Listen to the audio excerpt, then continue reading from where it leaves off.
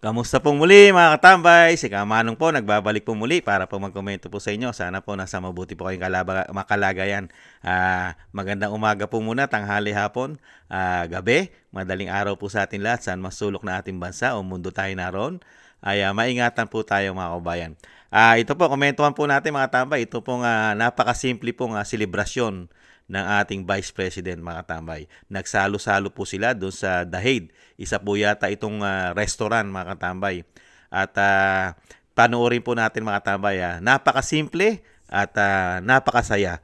Kaya nga lang po, talagang lubusan po sanang masaya ang ating Vice President at ang pamilya Duterte kung kasama po sana nila ang Padre de Pamilya, ang dating Pangulong Duterte. Yun po ang napakalungkot lang po.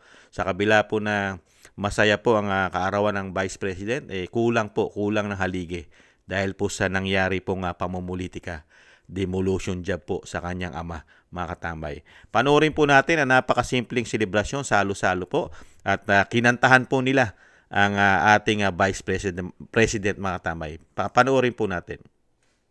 Happy birthday! Umpisahan po natin. Happy birthday to you. Happy birthday, dear life. Happy birthday to you.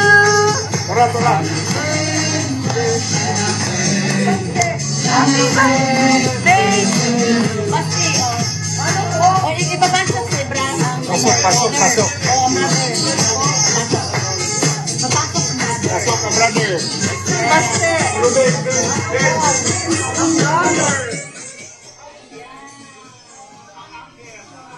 Yan, simple. Birthday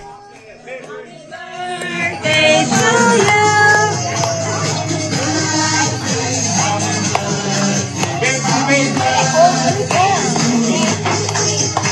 Papasok.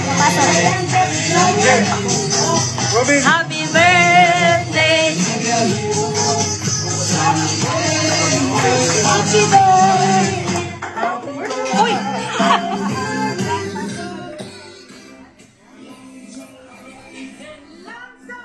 Kaya nakakatuwa po, di ba mga tambay?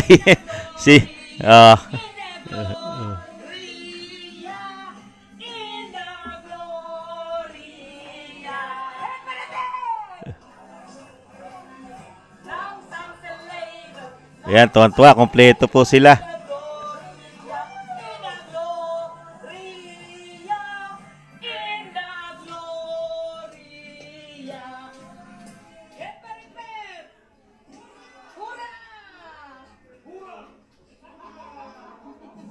Ano yun, Zen?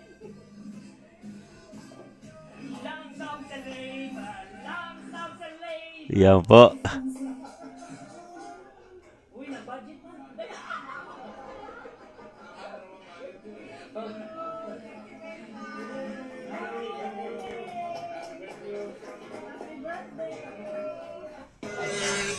Happy birthday to you. Happy birthday, dear life.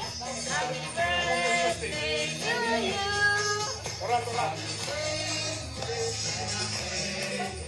Happy birthday. Yan po mga katambay, ang selebrasyon at I think isang restaurant lang po ito. At doon po sila nagsama-sama mga katambay. At idagdag na rin po natin mga katambay. Nagkita na rin po si Maharlika, siyempre po, saka si Senadora Amy Marcos. Isama na rin po natin. Nagkita rin po sila. Ito po, matinding banatan po ito.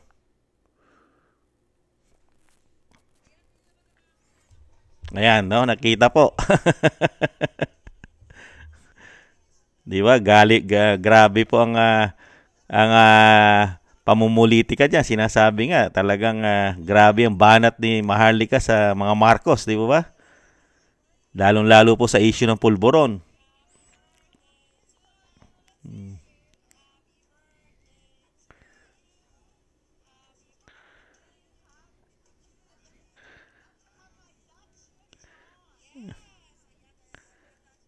Ayan, nakita-kita na rin po sila. Yan po yung kaganapan po yan. Kanina. Opo. Yung kaganapan po sa The Hague, yung Bring Home PRRD. kailangan na ibalik po, di ba, yung rally po na sinaksihan po natin na pabalikin na sa bansa o sa ating bansa, pauwi na ang dating Pangulong Duterte. Yan po mga tambay, napakasimple po na salo-salo lang po ang nangyari po na sila pong siyempre po, mga pamilya, hindi nga lang po kompleto ang pamilya dahil wala po rin si Congressman Pulong. At siyempre po wala po rin yung isang kapatid, yung bunso, si Kitty Duterte. At siyempre po, ang napaka-importante, wala po rin ang padre di pamilya, ang dating Pangulong Duterte. Nakakalungkot po mga tambay. Ano kaya masasabi naman dito ng ang nagpatapon? Yung nagpatapon po, yung Judas at taksil ng bayan, mga tambay. Yung sinasabi ni Attorney Capman na nasa palasyo. Naatim ng puso niya na isang dating Pangulong Duterte. Ipinatapon nyo. Walang due process. Tapos nakikita ng buong mundo na nagse-celebrate ng kaarawan ng isang vice president kasama. Talagang pinuntahan ang kanyang ama sa dahig, mga katambay. Di po ba? Talagang isipin ng mga Pilipino? Walang kwenta ang administrasyon po ng binagoongang Pilipinas. Mga walang kwenta. Una-una, pinahina mo yung batas natin, yung ating judicial, Parang ipinagbili mo na ang ating hustisya. Pwede yung ganyang kaso sa Pilipinas nililitis yan, di ba? Kaya nga lang ganun talaga politika po kasi yan Pero sa kabila ng mga tambay, nahando naman po yung pag-asa natin. Yung pag-asa natin, siyempre po walang jurisdiction sa ating bansa. Ang ICC, wala po silang karapatang manghimasok sa atin. Malayang bansa tayo. Kaya po kung hindi lang po nila talaga ginigipit ito, di umano, matagal na po nauwi ng Pilipinas ito. Kaya nga lang po, baka may money involved kasi dyan di po ba? Pero ito po mga tambay, ibalik na po natin. Nakita-kita po, masayang-masaya po ang kahit papaano po, naging masaya po naman ang Vice President dahil nandun po ang kanyang pamilya at ang kanyang nanay na si Ma'am Elizabeth Zimmerman Duterte, siyempre po. At si Vice Mayor Baste, siyempre si Senadora Amy Marcos na talagang nakadikit na po. Talagang hindi na po halos umaalis sa Vice President ngayon magmula po nung manalo, mga tambay. At nahandun rin po siyempre sila Attorney Vic, sila Senador Marcoleta, Senador Robin Padilla, siyempre po. At si Doc Mata at ang kanyang asawa, di po ba? At si ang kapatid po ng Pangulong Duterte, ang kapatid niya pong bunso na si Bong Duterte, mga katambay. At marami pa po sila ron, mga katambay. Kung hindi ko po nabanggit baka kayo na lang po magbanggit. Marami pa po sila ron. At talagang isang long table lang po halos, ang long table. At talagang simpleng pagkain lang, yung restaurant. Hindi gumagastos ng isang damukal na party katulad ng ibang politiko. Pagka nag-birthday, gumagastos pa ng mga concert, mayroon pang foreigner at ginaganap pa sa 5-star hotel, Manila Hotel, at gumagastos pa ng ilang daang milyon dahil babayaran mo pa ang foreigner, di ba? Napakatinding birthday celebration. Ganun po kagastos mag-birthday po yung matitinding mga politiko, mga tambay. Palibasa pera ng taong bayan ang ginagastos. Di po ba? Meron pang duran-duran. Sinatawag na durian-durian. Di po ba, mga tambay? At yung grabe mag-party sa Malacanang, di ba? Palibasa hindi naman nila pera ang ginagastos. Di po ba? Nagtatanong lang si Kamanong. At syempre po si Maharlika. Ayan po, talagang yung galit niya sa pamilya Marcos ngayon mukha po yatang kahit papaano po ay nakikita naman po siguro ni Maharlika din na yung style ni Senadora Amy Marcos na mukha po yatang nagsisisi naman sa ginawa po ng kanyang kapatid. Pinagsisisihan naman po yata o talagang humihingi naman po ng kapatawaran o tawad sa ginawa po ng kanyang kapatid sa dating Pangulong Duterte. Dahil ito po personal din po niyang gustong makita at makausap ang dating Pangulong Duterte sa The Hague, sa ICC. Kaya nga lang po hindi po siya pinayagan ng ICC, makatambay na madalaw o makausap man lang kahit ilang minuto ang dating Pangulong Duterte. Ganon din po si Senador Marcoleta. Hindi rin po nagkaroon ng pagkakataon kahit 3 minuto nga lang daw, sabi niya. Hindi rin po siya napagbigyan. Ganon po kahigpit, mga katambay, ang ICC. Ganon po kawalang hiya. Ganon po kawalang hiya ang ating gobyerno di umano. Ipinamigay ang dating Pangulong Duterte na wala na pong ka-jurisdiction ng ating bansa. Pati po mga senador at malalapit na kaibigan ng dating Pangulong Duterte ay hirap na hirap po mapagbigyan. Ganyan po kawawalang hiya di umano ang ginawa po nila sa dating Pangulong Duterte na hindi nakakuha ng tamang proseso ng batas, ng due process, mga tambay. Ibang klase, no? Ibang klase po. Pero yan po, mga tambay, meron naman po hangganan yan. Yan din naman po ang sabi ni dating Pangulong Duterte. Di ba? Ang lahat ay may hangganan. Ang lahat ay may katapusan. Di po ba? At yung sinasabi nga, yung kung yun ay kapalaran niya na mapunta siya ron, ay yun po ay kagagawan po ng grabing pamumulitika. Hindi po yung kapalaran niya, mga tambay. Kapalaran po yung ginusto po yun ng mga tiwaling mga politiko di umano, mga swapang, mga ganid sa kapangyarihan ang may gusto nun. Hindi po gusto yun ng isang dating Pangulong Duterte. Talaga po pinagplanuhan po kasi yun. Pinagplanuhan, ginastusan ng isang damukal di umano na salapi ng taong bayan. Hindi po ba, mga kabayan? Kaya po nakakalungkot. Yung bang napakasarap po magdiwang. Yung bang dapat masaya ka sa iyong kaarawan. Pero kulang dahil meron kang matinding pinagdadaanan ng iyong pamilya. Lalong-lalo yung iyong ama. Kahit na, yung sana masaya, kompleto sana yung kasayahan mo, yung kasiyahan ng pamilya, no? Nakita mo yung dating Pangulo, may sakit, 80 anyos, mga tambay. Hirap na rin siyang maggupit at hindi raw din magsanay maggupit ng kuko niya.